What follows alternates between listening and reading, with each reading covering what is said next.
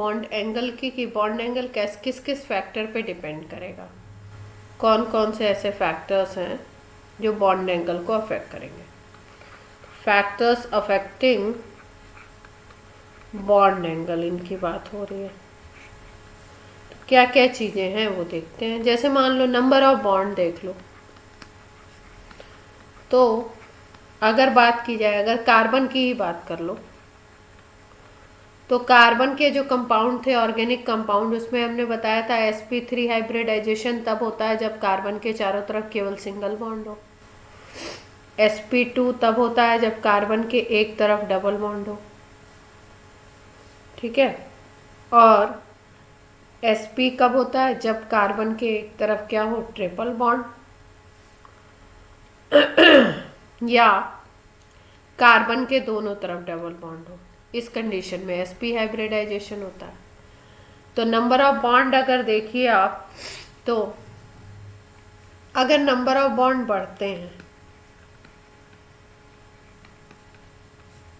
ठीक है, number of bond अगर बढ़ते हैं तो बॉन्ड एंगल भी क्या होता है, इंक्रीज करता है। कैसे? अगर यहाँ देखो केवल सिंगल बॉन्ड बना रहा था कार्बन, ठीक है, यहाँ पे डबल बना रहा है, यहाँ पे क्या बना रहा है, ट्रिपल बना रहा है। तो जब सिंगल बॉन्ड बना रहा था sp3 हाइब्रिडाइजेशन होता था, तो बॉन्ड एंगल हम लोग याद रखते थे 109 डिग्री 28 मिनट। sp2 जब हाइब्रिडाइजेशन है, इनके बॉन्ड एंगल सबके आपको लर्न करने पड़ेंगे कि स्टैंडर्ड sp3 का क्या होता है। sp2 की अगर बात करो तो 120 डिग्री का बॉन्ड एंगल बना था, और sp की जब बात करो तो लीनियर अरेंजमेंट था, इसलिए 180 डिग्री का बॉन्ड एंगल था। तो देखो क्या हो रहा है, यहाँ से सिंगल से डबल, डबल से ट्रिपल हो गया, बॉन्ड का नंबर बढ़ता जा रहा है और बॉन्ड एंगल भी इंक्रीज करता जा रहा है। क्लियर है बात?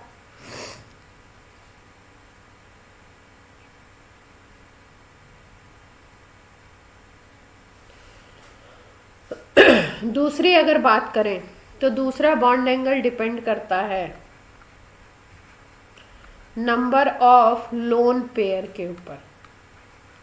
लोन पेयर आप बढ़ाओगे घटाओगे तो डिफरेंस आएगा। लोन पेयर अगर बढ़ाते जाओ तो बॉन्ड एंगल क्या होता है, डाउन होता जाता है। कैसे?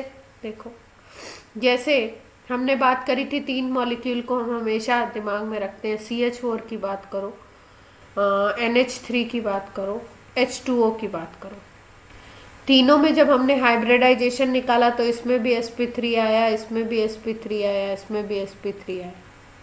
तो बॉन्ड एंगल सब में 109 डिग्री होना चाहिए था, लेकिन इसमें 109 देखने को मिला, इसमें 107 देखने को मिला, और इसमें अप्रॉक्सी 105 देखने को मिला। हुआ क्या, क्या बात हुई ऐसी?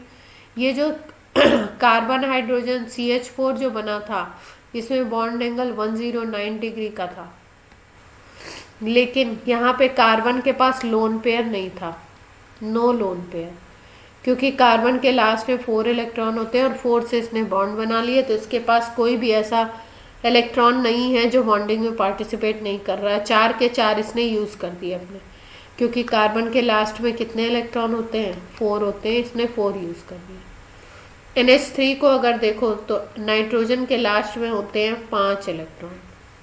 तो ये क्या करता है, जब अमोनिया बनाता है तो स्ट्रक्चर तो कुछ इसी तरीके का बनता है, पिरामिडल बोलते हैं इसको, इसको टेट्राहेड्रल बोलते हैं, इसको पिरामिडल। यहाँ पे एक लोन पेयर आ जाता है इसके पास। क्यों? क्योंकि 3 तो इसने यूज़ कर लिए और 5 थे, तो 2 इसके पास लोन पेयर के फॉर्म में थे, तो यहाँ पे एक लोन पेयर है। अब ये लोन पेयर जो होगा ये क्या करेगा, इसके ऊपर इसको रिपल करेगा। भाई इलेक्ट्रॉन है और ये बॉन्ड पेयर में भी तो इलेक्ट्रॉन ही है, देख पा रहे हैं आप लोग? तो ये इसको रिपेल करेगा, रिपल्शन होगा इनके बीच में। तो रिपल्शन होगा तो इसको थोड़ा सा प्रेस करेगा, जब प्रेस करेगा तो ये बॉन्ड एंगल कम हो जाएगा। तो अप्रॉक्सी यहाँ पे 2 डिग्री की कमी देखने को मिलती है, 109 से 107 हो जाता है। अब यहाँ पे लोन पेयर बढ़ाते हैं, जैसे H2O की बात करो तो H2O का स्ट्रक्चर कुछ ऐसा हमें देखने को मिलता है। यहाँ पे ऑक्सीजन के ऊपर 2 लोन पेयर होते हैं, क्योंकि ऑक्सीजन का अगर कॉन्फ़िगरेशन लिखो तो 8 होता है एटॉमिक नंबर, तो ऑक्सीजन के लास्ट में 6 होते हैं। तो 2 तो इसने बॉन्ड बना लिए, यूज़ कर लिए, 4 इलेक्ट्रॉन इसके बच गए, तो 4 इलेक्ट्रॉन ऐसे एलपी के फॉर्म में होते हैं। अब क्या होता है, इनके बीच भी रिपल्शन, फिर इधर भी रिपल्शन, इधर भी रिपल्शन। अब पहले एक ही लोन पेयर इसको पुश कर रहा था, अब दो दो लोन पेयर पुश कर रहे हैं, तो बॉन्ड एंगल थोड़ा और कम हो जाता है। क्लियर हुई बात? तो क्या देख रहे हैं आप कि लोन पेयर का नंबर बढ़ रहा है तो बॉन्ड एंगल डिक्रीज हो रहा है। क्लियर है? अब अगर हम लोग बात करें, हम लोग बात करते हैं और फैक्टर्स पे। ये तो सेंट्रल एटम का जो हाइब्रिडाइजेशन था उसके ऊपर हम बात कर रहे हैं, ठीक है। अब हम लोग बात करते हैं कि अगर कोई केस हमको ऐसा मिले कि भाई जिसमें number of lone pair same हो, हाइब्रिडाइजेशन भी सेम हो,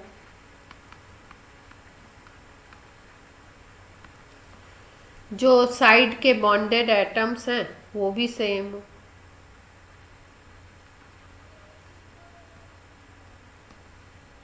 लेकिन केवल डिफरेंट क्या हो, यहाँ पे सेंट्रल एटम डिफरेंट हो। कुछ ऐसे एग्जांपल हो जिसमें सेंट्रल एटम डिफरेंट है, साइड एटम भी सेम है, और आपका हाइब्रिडाइजेशन भी सेम है, लोन पेयर का नंबर भी सेम है। तब क्या होता है, तब हमें देखना होता है ये जो सेंट्रल एटम, जो चीज़ डिफरेंट है उसी को देखना होगा, उसी पे डिपेंड करेगा। जब सब कुछ सेम है, जैसे NH3 की बात कर लो, PH3 की बात कर लो, ASH3 की बात कर लो, ठीक है। तो NH3 को देखो, PH3 को देखो, ASH3 को देखो, इसमें सेंट्रल एटम अलग अलग हो गए, नाइट्रोजन, फॉस्फोरस, आर्सेनिक। जब इसमें हाइब्रिडाइजेशन निकालते तो हाइब्रिडाइजेशन तीनों में sp3 आता है। अगर बॉन्डेड एटम्स को देखो, मतलब साइड एटम्स को, तो हाइड्रोजन इसमें भी अटैच है, हाइड्रोजन इसमें भी, हाइड्रोजन इसमें भी, तो साइड एटम भी सेम है।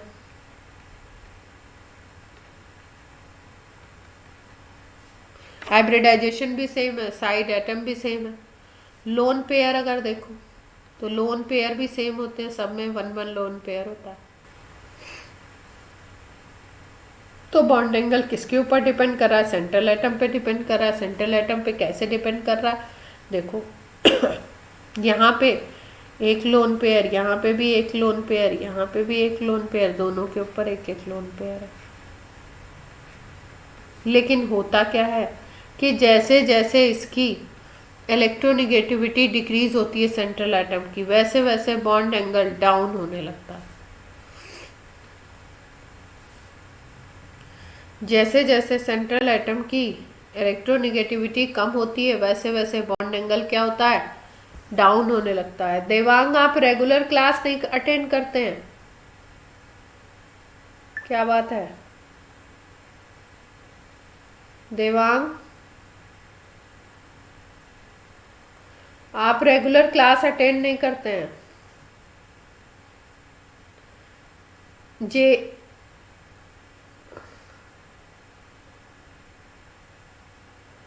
नहीं, बिजी तो रहिए पर क्लास अटेंड कर लीजिए। मेरी आप लोगों से एक हम्बल रिक्वेस्ट है, ऑर्डर है, जो भी समझिए, कि आप कहीं भी बिजी रहें, क्लास ज़रूर अटेंड करें, ठीक है। आजकल तो इतनी अच्छी बढ़िया सुविधा हो गई है कि भाई आप फ़ोन पे भी अटेंड कर सकते हो, कहीं भी बिजी हो, क्लास ज़रूर अटेंड करो, ठीक है ना। कोशिश करो, क्योंकि केमिस्ट्री बहुत इम्पॉर्टेंट रोल प्ले करता है आपके जेई में।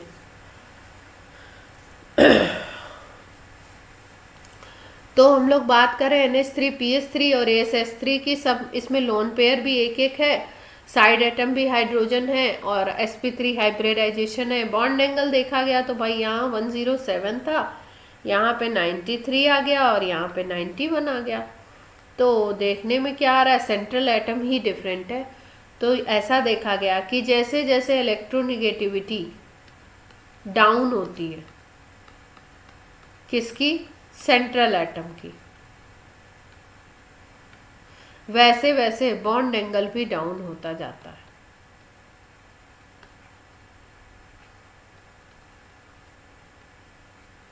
जैसे जैसे वो दूसरे किसी इलेक्ट्रॉन पेयर को कम खींचेगा वैसे वैसे बॉन्ड एंगल क्या होता जाएगा, कम होता जाएगा। तो ये डेटा याद रखने की ज़रूरत नहीं है, अमोनिया का याद हो जाए तो अच्छी बात है, बाकी कोई इतनी ज़रूरत नहीं होती है।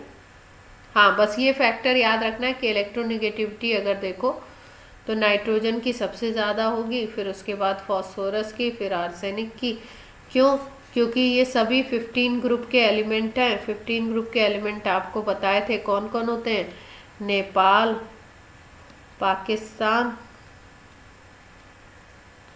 ऑस्ट्रेलिया, सब भिखारी।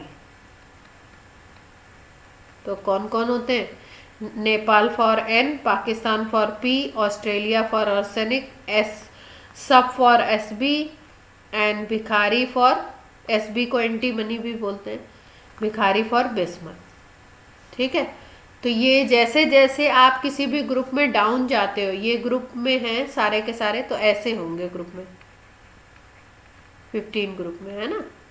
तो किसी भी ग्रुप में जब आप नीचे की तरफ जाते हो तो पॉजिटिव कैरेक्टर बढ़ता है और इलेक्ट्रोनिगेटिव कैरेक्टर डाउन होता है। तो ऊपर से नीचे ही आ रहे हैं, नाइट्रोजन से फॉस्फोरस, फॉस्फोरस से आर्सेनिक, ये हाइड्राइड है ना इनके। तो नाइट्रोजन से फॉस्फोरस, फॉस्फोरस से आर्सेनिक आएंगे तो इलेक्ट्रोनिगेटिविटी डाउन होती जाएगी, क्योंकि इलेक्ट्रो पॉजिटिव कैरेक्टर बढ़ेगा, इलेक्ट्रोनिगेटिव कैरेक्टर डाउन होगा। इलेक्ट्रोनिगेटिव कैरेक्टर के डाउन होने के साथ साथ बॉन्ड एंगल भी डिक्रीज होता जाएगा। अब आप ये बोल सकते हो कि क्या होता है कि यहाँ पे तो 107 था, ठीक है, और सेकंड में जाते ही 93, कुछ ज़्यादा ही डिप हो गया, यहाँ पे 91, यहाँ पे डिप तो 2 डिग्री का ही दिख रहा है। यहाँ पे अगर देखो तो कितने डिग्री का डिप हो गया,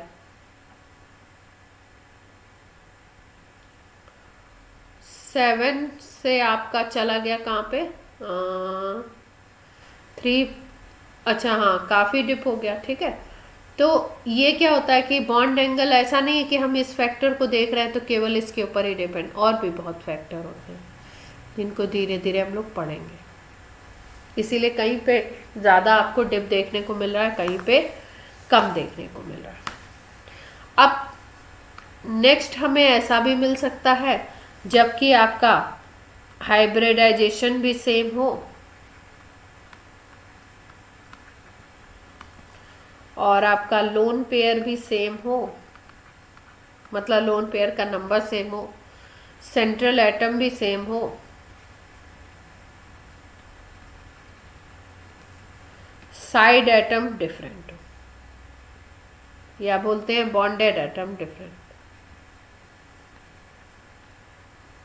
तो आपको पता है कोई भी चीज़, कौन सी फैक्टर, किस फैक्टर को हम ऑब्जर्व करते हैं अगर कंपेयर करना होता है। जो सेम फैक्टर होते हैं उनको ध्यान नहीं देते, किसको ध्यान देते हैं, ये भी सेम है, ये भी सेम है, ये भी सेम है। तो जो डिफरेंट फैक्टर होगा उसी की वजह से उसकी प्रॉपर्टी में डिफरेंस आया होगा। जैसे अगर एग्जांपल देखें हम, एक एग्जांपल होता है OF2, एक होता है Cl2O, एक होता है Br2O।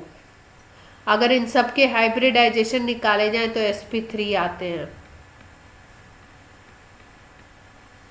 तो हाइब्रिडाइजेशन तो sp3 है, लेकिन सेंट्रल एटम भी सेम है, इसमें भी ऑक्सीजन है, इसमें भी सेंट्रल एटम ऑक्सीजन है, इसमें भी सेंट्रल एटम ऑक्सीजन है।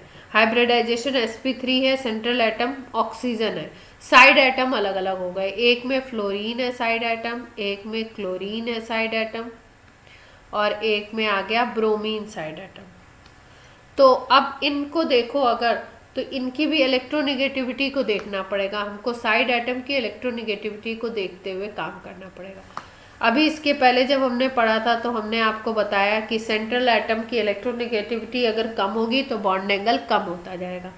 अब साइड के बारे में क्या है, अगर साइड एटम को हम देखते हैं तो साइड एटम की इलेक्ट्रोनिगेटिविटी जैसे जैसे कम होती जाएगी वैसे वैसे बॉन्ड एंगल बढ़ता जाएगा, यानी कि जस्ट अपोजिट है। इलेक्ट्रोनिगेटिविटी डिक्रीज करेगी साइड वाले एटम की तो बॉन्ड एंगल इंक्रीज करेगा। तो ऐसे याद रखते हैं, bond angle electronegativity of side atom या बॉन्डेड एटम भी बोलते हैं। जैसे OF2 का अगर केस देखें तो OF2 के केस में अप्रॉक्सी 105 होता है, Cl2O में बॉन्ड एंगल अप्रॉक्सी 111 डिग्री आता है, और यहाँ पे अगर हम देखते हैं तो 118 तक चला जाता है। तो फ्लोरीन की इलेक्ट्रोनेगेटिविटी सबसे ज़्यादा होती है, फिर उसके बाद क्लोरीन की इलेक्ट्रोनेगेटिविटी होती है, फिर उसके बाद उससे कम होती है ब्रोमीन की इलेक्ट्रोनेगेटिविटी। तो यहाँ पे हम देख क्या पा रहे हैं कि इलेक्ट्रोनेगेटिविटी जैसे जैसे डाउन जा रही है वैसे वैसे बॉन्ड एंगल पहले 105 था, फिर 111 हो गया, फिर 118 हो गया। तो इसका मतलब साइड एटम से तो इन्वर्सली प्रोपोर्शनल है और सेंट्रल एटम से डायरेक्टली प्रोपोर्शनल। क्लियर है बात? अगर डेटा याद नहीं है तो भी चलेगा, आपको मेन जो पॉइंट है कि कैसे डिपेंड कर रहा है वो चीज़ हमें याद रखनी है।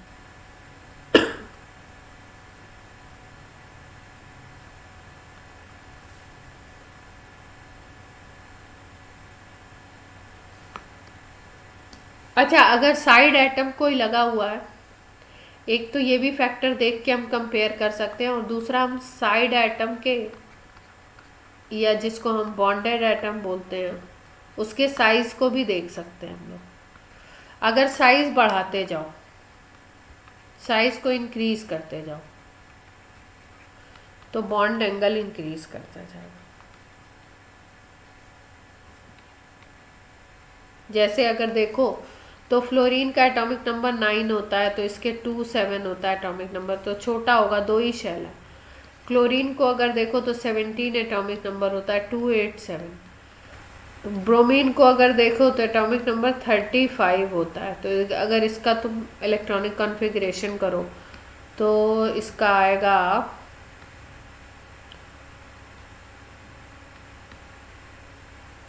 ये कितने का है, 30 का है क्या? 35 का करना है तो कितना आएगा, +5 और करना पड़ेगा, तो इसमें 7 चला जाएगा, इसमें 7 हो जाएगा।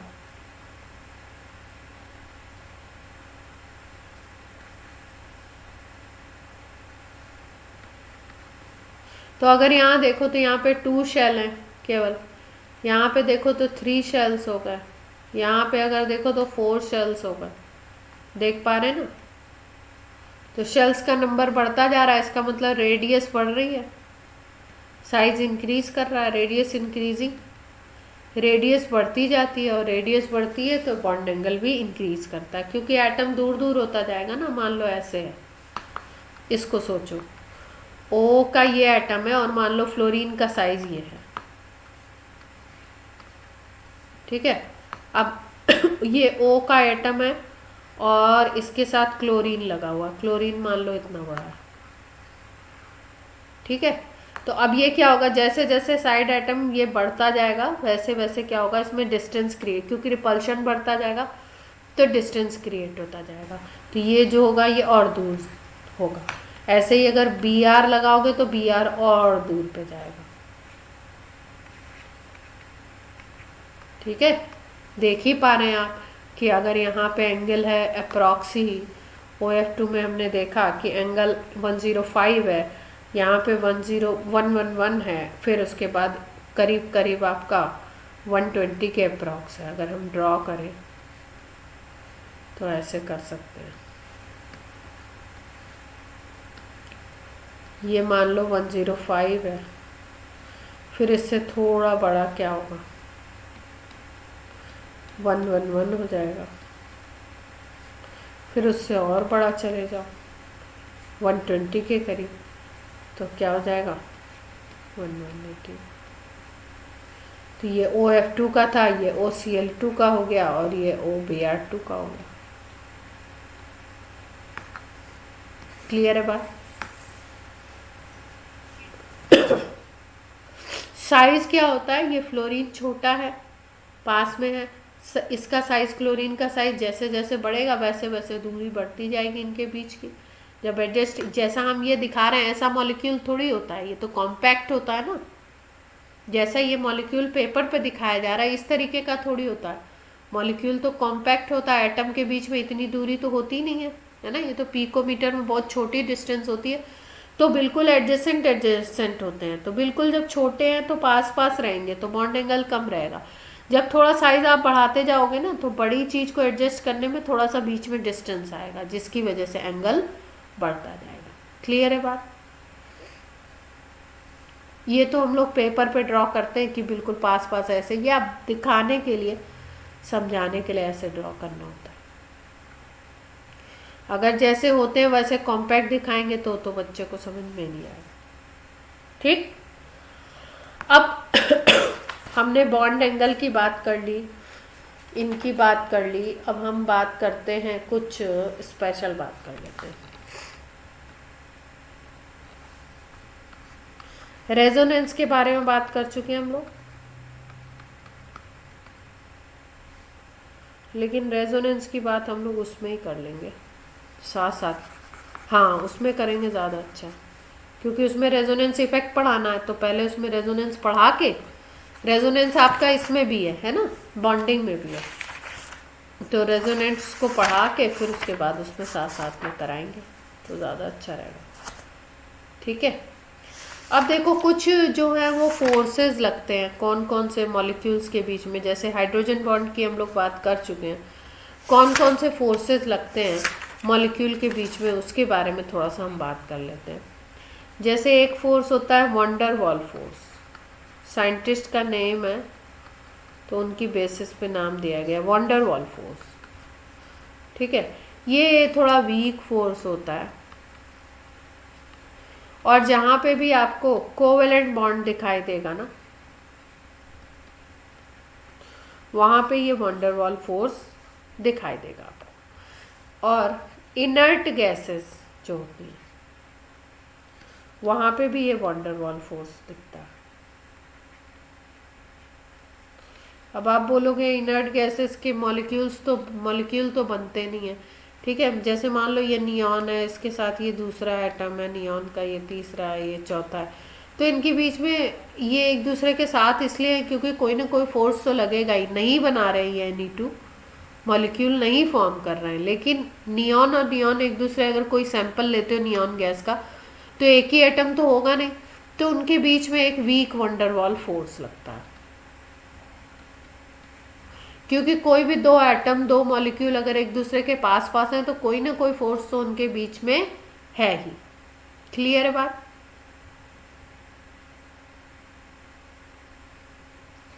अच्छा, ये वंडरवॉल फोर्स की अगर बात करें तो किसके ऊपर डिपेंड करेगा? ये एटॉमिक वेट अगर बढ़ेगा तो उसके साथ बढ़ेगा, मॉलिक्यूलर वेट अगर बढ़ेगा, मॉलिक्यूल का वेट बढ़ रहा है तो उसके साथ ये बढ़ेगा वंडरवॉल फोर्स। और वंडरवॉल फोर्स अगर बढ़ेगा तो कंपाउंड का बॉइलिंग पॉइंट भी बढ़ेगा।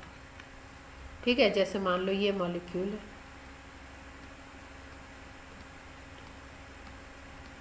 ठीक है, अभी इनके बीच में मान लो वंडरवॉल फोर्स लग रहा था 10 न्यूटन का, इतना तो लगता ही नहीं है, इतना बड़ा फोर्स होता नहीं, सपोज लिख देते हैं, वी एज्यूम कर रहे हैं, अगर वंडरवॉल फोर्स इतना लग रहा है। ठीक है, अब हमने क्या कर दिया, अब हमने देखा कि इसके इन मॉलिक्यूल्स को बड़ा कर दिया है ना, दूसरे मॉलिक्यूल ले आए, बड़े बड़े मॉलिक्यूल ले आए। अब जब बड़े बड़े मॉलिक्यूल लाए ना तो हमने देखा क्या कि वंडरवॉल फोर्स बढ़ गया, बड़े हैवी मॉलिक्यूल्स ले आए तो मॉलिक्यूलर वेट भी बढ़ेगा, और मॉलिक्यूलर वेट अगर इंक्रीज करेगा तो वंडरवॉल फोर्स भी बढ़ेगा, तो इनके बीच में फोर्स बढ़ गया। अब जैसे मान लो दो चीज़ें हैं, उनके बीच में 10 न्यूटन का फोर्स लग रहा है, और कहीं पे दो चीज़ें उनके बीच में 20 न्यूटन का फोर्स लगना लगा, तो इसको इससे सेपरेट करना ज़्यादा टफ है या इसको इससे सेपरेट करना?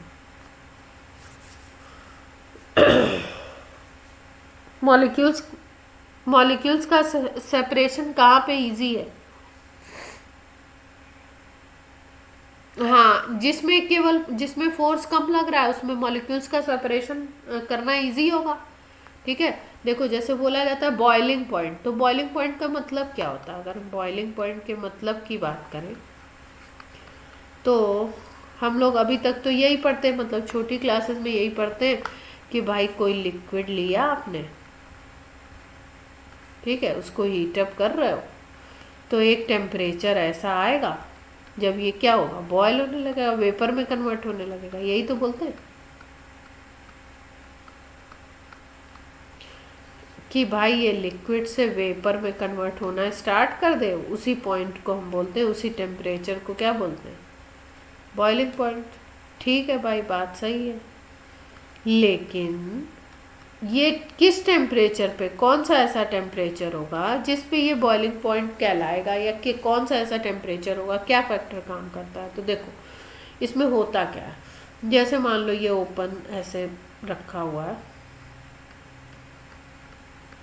तो एक प्रोसेस इवेपोरेशन भी होता है, आपको पता है, वो अपने आप होता रहता है। जैसे एक बकेट में पानी अगर आप 10-15 दिन के लिए कहीं पे खुला ऐसे छोड़ दो, ठीक है, तो थोड़े टाइम बाद आप देखोगे कि वो बकेट का पानी धीरे धीरे कुछ ना कुछ, अगर आप मेजरिंग, आपके पास कोई डिवाइस है और उस पानी को कोई और टच नहीं कर रहा, उसके अमाउंट में चेंज नहीं कर रहा है, तो आप धीरे धीरे देखोगे कि वो जो पानी है उसका अमाउंट धीरे धीरे कम होगा। इसका मतलब अपने आप वो वेपर में कन्वर्ट हो रहा है। ठीक है, लिक्विड के ऊपर के जो मॉलिक्यूल हैं अपर सरफेस के, वो धीरे धीरे उनकी एनर्जी बढ़ती जा रही है और वो ऊपर जा रहे हैं और वेपर फॉर्म में कन्वर्ट हो रहे हैं। तो ये तो अपने आप जो होता है वो तो इवेपोरेशन हो गया। अब बॉइलिंग में क्या होता है, बॉइलिंग में हम थोड़ा सा हीट वीट देते हैं, गर्म करते हैं तो ऊपर के मॉलिक्यूल की एनर्जी धीरे धीरे इतनी बढ़ जाती है कि वो सरफेस को छोड़ के बाहर निकल जाता है ना। तो बोलते हैं लिक्विड कन्वर्ट होने लगा वेपर में, गैस में कन्वर्ट होने लगा, और उस टेम्परेचर को बोल दिया बीपी, बॉइलिंग पॉइंट। ठीक है, अब होता क्या है, देखो यहाँ पे एटमॉस्फेयर का प्रेशर लगता है,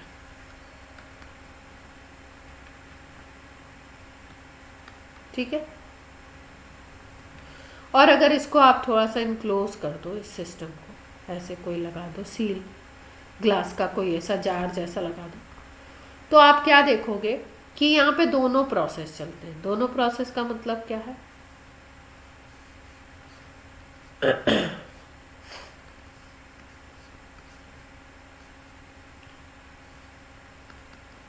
ये हीटिंग डिवाइस लगा दी हमने, बर्नर है मान लो, ये बीकर है, ये वाटर है, ठीक है, यहाँ पे एक ग्लास का जार लगा दिया हमने, थोड़ा सा बंद कर दिया, हीट हो रहा है, ठीक है, तो क्या देखोगे, वेपर, ये कन्वर्ट हो रही है, यहाँ पे वेपर में जा रहा है, वेपर बन रहा है, ठीक है। तो लिक्विड से क्या बन रहा है, लिक्विड टू गैस बन रहा है, ठीक है, तो हम बोल रहे हैं वेपराइजेशन हो रहा है। हाँ हाँ, थोड़ी देर बाद आप क्या देखोगे कि कुछ टाइम बाद, है ना, कि ये गैस से लिक्विड में भी कन्वर्ट हो रहा है। कुछ मॉलिक्यूल्स ऐसे भी हैं जो गैस टू लिक्विड में भी जा रहे हैं, गैस जो था वो लिक्विड में भी कन्वर्ट हो रहा है, ठीक है। इसको हम लोग क्या बोलते हैं, लिक्विफिकेशन बोल सकते हैं, कंडेंसेशन भी बोल सकते हैं, कंडेंस हो रहा है, हाँ, कंडेंसेशन हो रहा है, ठीक है। तो धीरे धीरे क्या देखते हो आप, एक टाइम ऐसा आता है कि कंडेंसेशन, जैसे मान लो कि आपने सपोज मान लो एक्सपेरिमेंट हमने अभी 2:30 पे स्टार्ट किया, ठीक है, थोड़े टाइम बाद हम देखते हैं, मान लो 3 PM पे हम देखते हैं, तो 3 PM पे हम ऑब्जर्व करें अगर इस लिक्विड को, पूरे इस सिस्टम को, ठीक है, तो सिस्टम में हम क्या देखते हैं कि 3 PM एक ऐसा टाइम है जिस टाइम पे हम देख रहे हैं कि मान लो सपोज 50 मॉलिक्यूल्स 1 सेकेंड में लिक्विड टू गैस बन रहे हैं, ठीक है, और उसी 1 सेकेंड में अगर ऑब्जर्व करो तो 50 मॉलिक्यूल्स गैस से लिक्विड में कन्वर्ट हो रहे हैं। इसका मतलब क्या हुआ? इसका मतलब ये हुआ कि जिस रेट से लिक्विड टू गैस बन रहा है उसी रेट से गैस टू लिक्विड बन रहा है। क्लियर है बात इतनी? अब ये शुरू शुरू में नहीं होता है। शुरू शुरू में तो जब आप बॉयल कर रहे हो तो ये गैस के मॉलिक्यूल्स ज़्यादा लिक्विड के मॉलिक्यूल्स ज़्यादा गैस में कन्वर्ट होंगे, गैस के कम मॉलिक्यूल लिक्विड में कन्वर्ट होंगे। लेकिन एक टाइम, थोड़े टाइम बाद ऐसा आता है जब इसमें इक्विलिब्रियम आ जाता है। इस सिचुएशन को हम बोलते हैं इक्विलिब्रियम। मतलब जितने मॉलिक्यूल्स आपके कन्वर्ट हो रहे हैं 1 सेकेंड में लिक्विड टू गैस, उतने ही गैस टू लिक्विड होने लगते हैं। ये जब इक्विलिब्रियम की सिचुएशन आती है ना, तो इसके ऊपर जितनी भी वेपर इकट्ठा होती है, जितनी भी वेपर उस समय पे होगी इक्विलिब्रियम की सिचुएशन पे, वो वेपर इस लिक्विड के सरफेस पे एक प्रेशर क्रिएट करती है। उस प्रेशर को हम बोलते हैं इस लिक्विड का वेपर प्रेशर।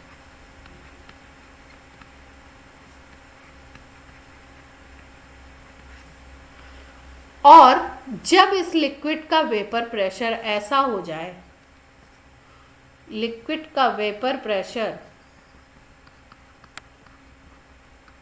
एटमॉस्फेरिक प्रेशर, जो एटमॉस्फेयर का ऊपर से लग रहा है, एटमॉस्फेरिक प्रेशर के इक्वल हो जाए,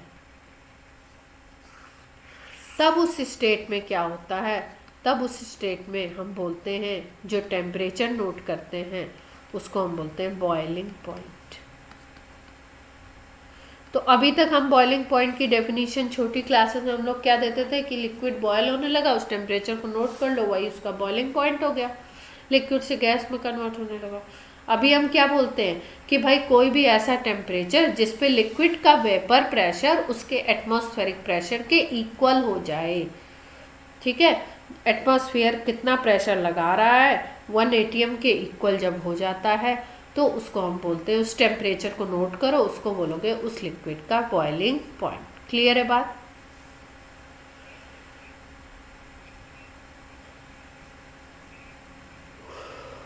वन एटीएम, हाँ 1 atm वेपर प्रेशर हो जाएगा उसका, तो वो पानी बॉयल होने लगेगा। उसमें टेम्परेचर जब आप देखोगे तो टेम्परेचर 100 बोलते हैं ना इसका बॉइलिंग पॉइंट। हाँ, डेफिनेशन लिख दूं ये कह रहा हूँ? अच्छा, हाँ जी।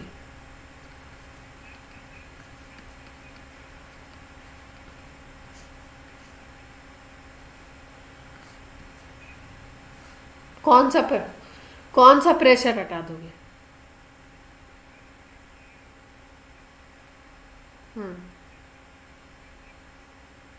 नहीं, रूम टेम्परेचर पे कैसे बॉयल कर लोगे?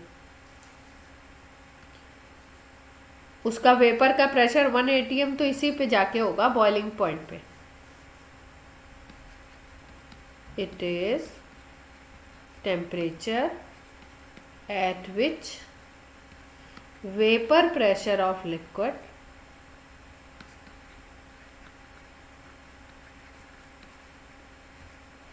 becomes 1 atmospheric pressure, 1 atm। हाँ हेमांग, अब बोलो क्या बोल रहे थे, फिर से क्वेश्चन पूछो।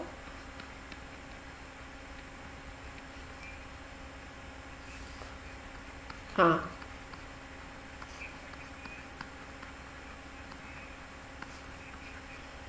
हाँ हाँ हाँ हाँ 1, हाँ हाँ एटमॉस्फेयर का प्रेशर, हाँ हाँ हाँ हाँ हाँ एटमॉस्फेरिक प्रेशर बाई हम, हाँ हम आइडियल 1 atm लेते हैं, ठीक है। लेकिन अगर एटमॉस्फेरिक प्रेशर किसी रीजन से कम हो जाए तो कम पे बॉयल होने लगेगा। तब तो उसको वेपर प्रेशर को इक्वल होने के लिए कम वेपर क्रिएट करनी पड़ेगी ना, कम वेपर के लिए कम टेम्परेचर। ठीक है, क्लियर हुई बात? तो ये बात थी, हम लोग बात कर रहे थे वंडर वॉल की। तो यहाँ पे हमने बात करी कि बॉइलिंग पॉइंट किसके ऊपर डिपेंड करता है, कि van der Waals force depend करता है 3 फैक्टर्स के ऊपर। या वॉन डेर वाल फोर्स कैसे बढ़ेगा, एटॉमिक वेट बढ़ा दो, मॉलिक्यूलर वेट बढ़ा दो, मॉलिक्यूल का वेट बढ़ा दो, या बॉइलिंग पॉइंट बढ़ा दो तो वॉन डेर वाल फोर्स बढ़ेगा, या वॉन डेर वाल फोर्स बढ़ रहा है तो बॉइलिंग पॉइंट बढ़ेगा। क्लियर है बात, ये तीनों पॉइंट याद रखेंगे। अब मॉलिक्यूल्स के बीच में कुछ और फोर्सेस भी लगते हैं, जैसे एक जो वॉन डेर वाल फोर्स में ही कैसे कैसे लग सकते हैं। जैसे अगर बात करो,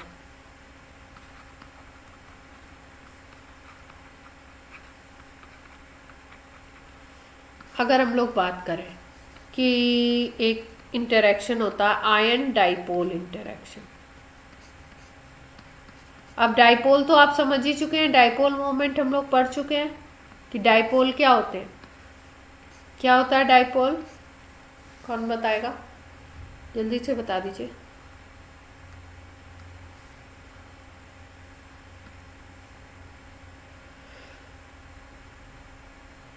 डाइपोल क्या होता है?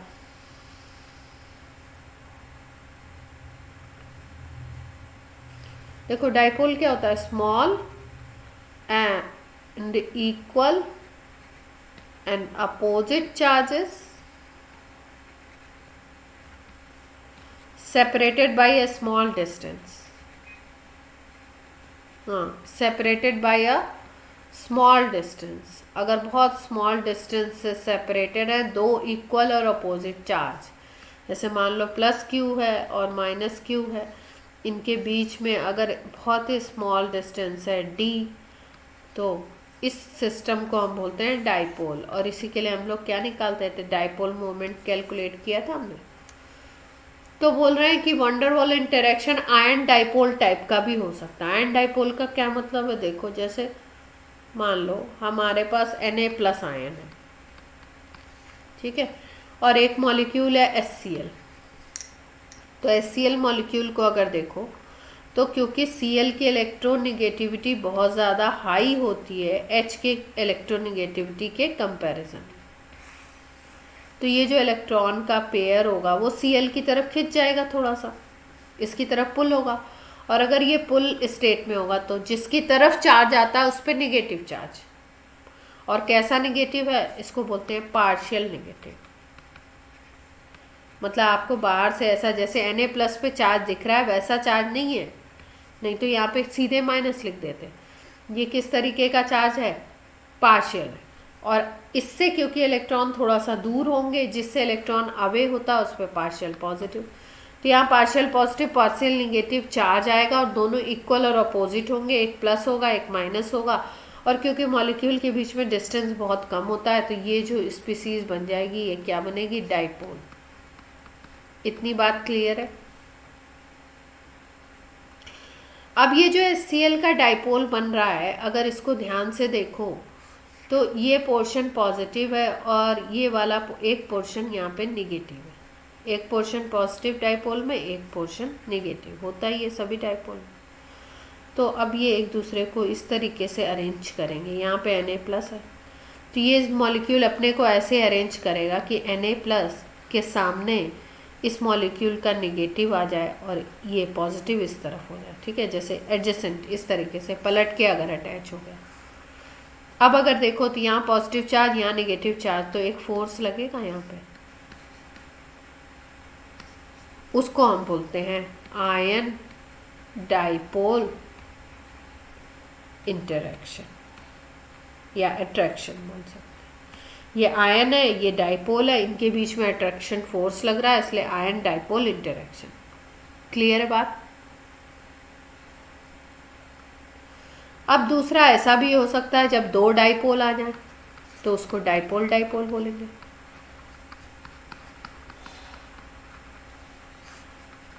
कैसे, जैसे मान लो HCl ले लिया तुमने और एक HF है, तो दोनों में पोजीशन वही है, Cl की इलेक्ट्रोनिगेटिविटी यहाँ ज़्यादा है, यहाँ फ्लोरीन की ज़्यादा है, तो Cl के ऊपर यहाँ डेल निगेटिव, यहाँ पे डेल पॉजिटिव, यहाँ पे डेल पॉजिटिव, यहाँ पे डेल निगेटिव, ठीक है।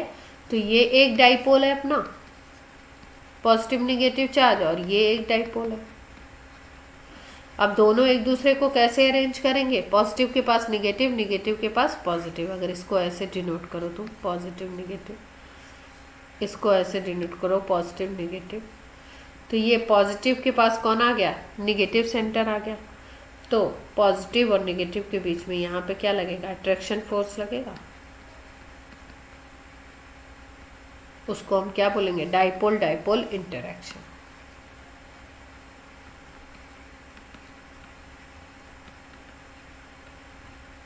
क्लियर है बात।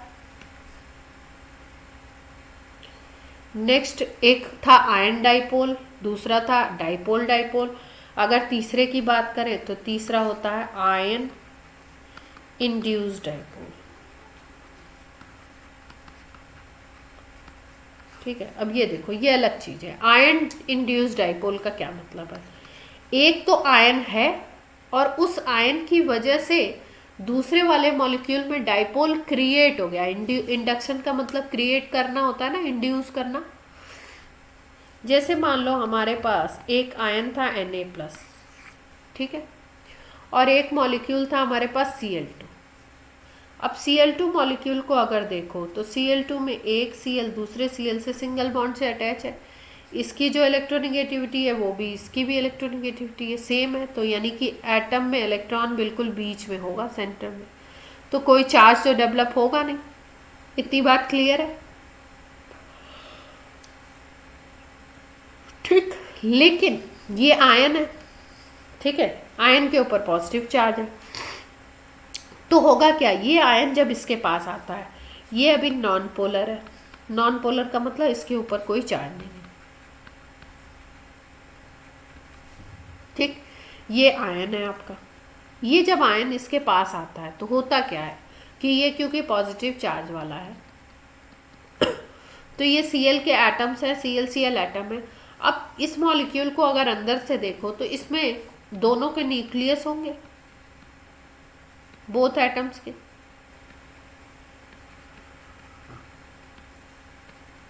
और न्यूक्लियस आपको पता है पॉजिटिव चार्ज होता है, और दोनों के इलेक्ट्रॉन भी होंगे।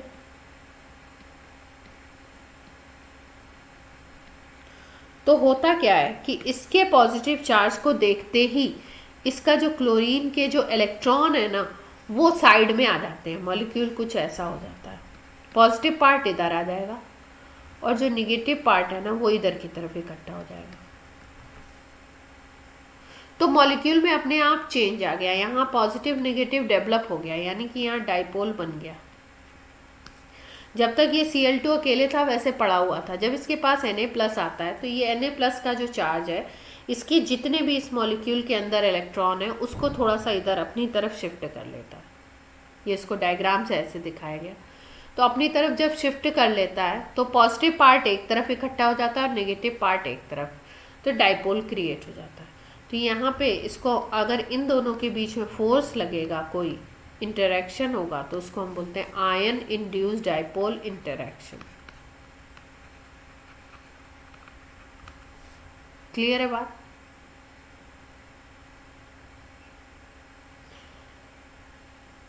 चौथे की अगर बात करें, इसी तरीके का है, उसको बोलते हैं हम इंड्यूस्ड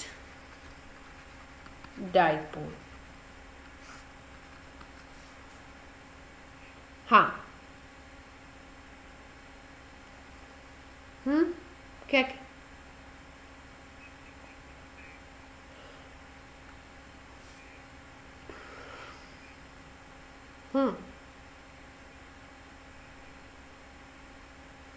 आयनिक कंपाउंड, हाँ ये Na+ तो आयनिक कंपाउंड से ही आएगा, ये कोवेलेंट कंपाउंड है। हाँ, ये तो सिचुएशन है, देखो क्लोरीन Cl2 कोवेलेंट था, इसके पास Na+ आ गया बाहर से, तब इस सिचुएशन में ये क्रिएट हुआ। हाँ, ये सिचुएशनल है, ठीक है। अब एक होता है इंड्यूस्ड डाइपोल, इसको बोलते हैं हम लोग लंदन फोर्सेस भी बोलते हैं।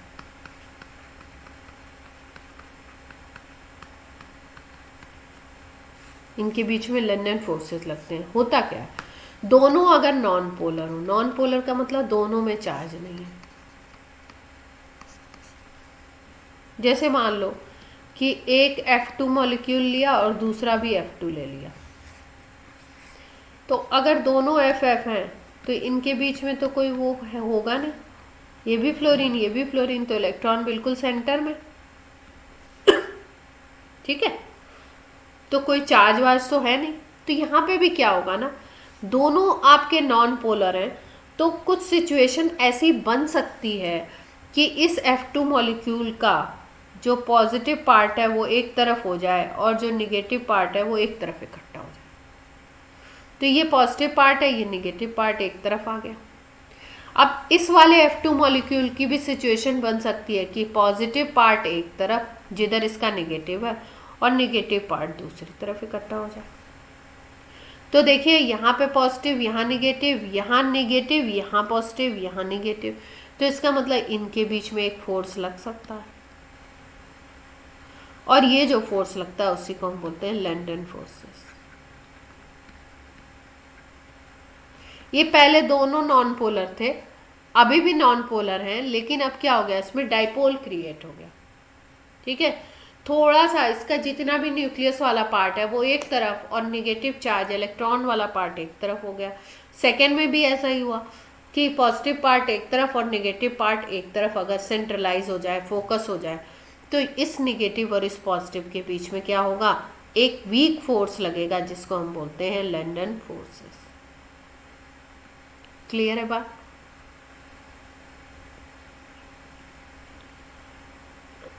अब जैसे यहाँ पे ये वाली थर्ड वाली सिचुएशन हमने पढ़ी थी कि आयन नॉन पोलर में क्रिएट कर दे रहा था डाइपोल, उसी तरीके से कोई डाइपोल किसी नॉन पोलर में क्रिएट कर सकता है।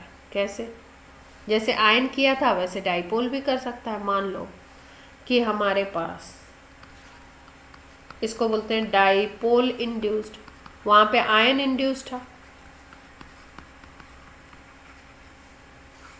अब यहाँ डाइपोल, मान लो हमारे पास HF मॉलिक्यूल है, तो इस पे निगेटिव चार्ज होगा, इस पे पॉजिटिव चार्ज होगा, यानी कि ये खुद से डाइपोल है एक,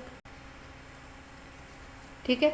अब ये आता है Cl2 मॉलिक्यूल के पास, Cl2 क्या है, नॉन पोलर है, इसके पास तो कोई चार्ज है ही नहीं। लेकिन जब HF इसके पास आता है तो होता क्या है कि Cl2 का पॉजिटिव पार्ट एक तरफ और निगेटिव पार्ट एक तरफ हो जाता है, पॉजिटिव यहाँ निगेटिव यहाँ। और HF में तो आपको पता ही है, H इधर है F इधर है, ये निगेटिव है ये पॉजिटिव, तो अब इस पॉजिटिव और इस निगेटिव के बीच में फोर्स लगता है, उसको हम बोलते हैं डाइपोल इंड्यूस्ड डाइपोल, यानी डाइपोल की वजह से यहाँ पे जो नॉन पोलर था उसमें डाइपोल बन गया। क्लियर है बात?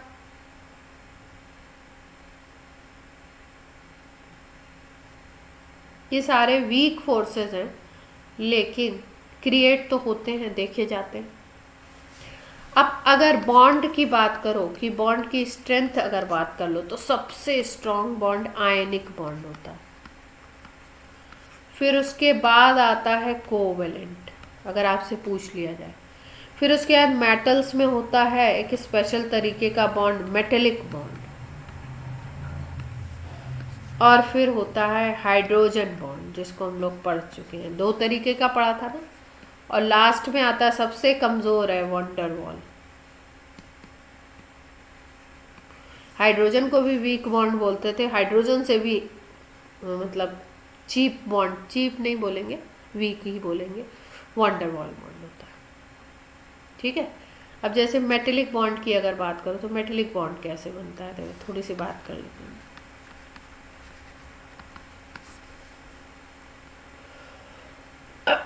मेटेलिक बॉन्ड की अगर बात कर लो तो मेटेलिक बॉन्ड देखो जैसे मेटल्स में बनते हैं, मेटल के क्रिस्टल्स में होते हैं।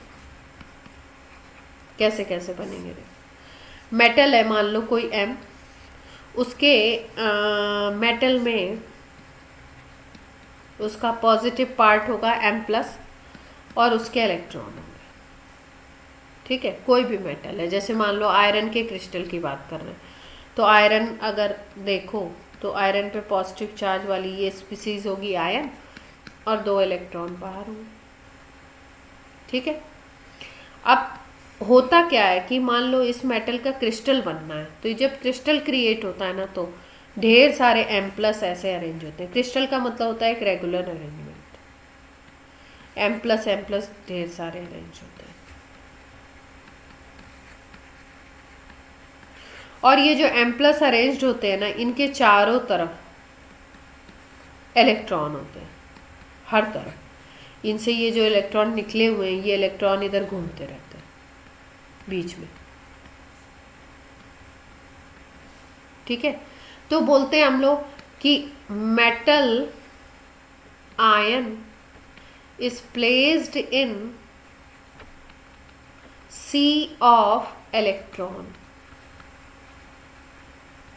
मेटेलिक बॉन्ड कहाँ पे काम करता है? मेटल क्रिस्टल के अंदर काम करता है। इसमें मेटल का जो पॉजिटिव चार्ज वाला पार्ट है, आयन है, वो किसमें? इलेक्ट्रॉन के सी में बहुत सारे इलेक्ट्रॉन होते हैं, उनके बीच बीच में इस तरीके से अरेंज होता है।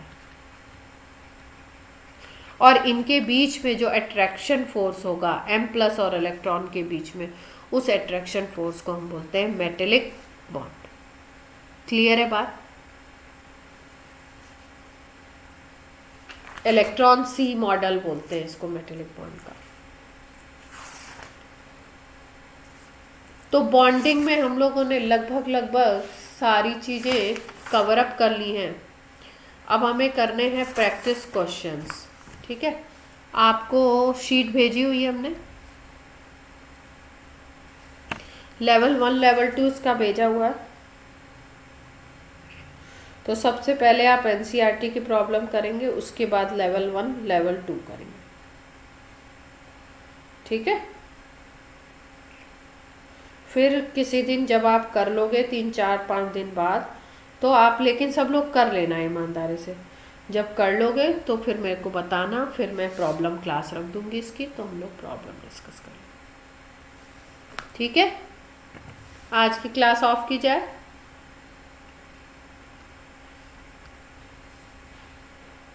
पहले आपको पीडीएफ पढ़ना है, फिर एनसीईआरटी करनी है, फिर उसके बाद लेवल 1 लेवल 2 पे जाना है।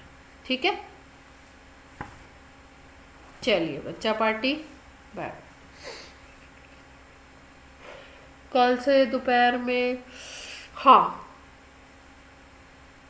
एक बार मैं चेक करूंगी आज की कोई इम्पोर्टेंट चीज़ रह तो नहीं गई है।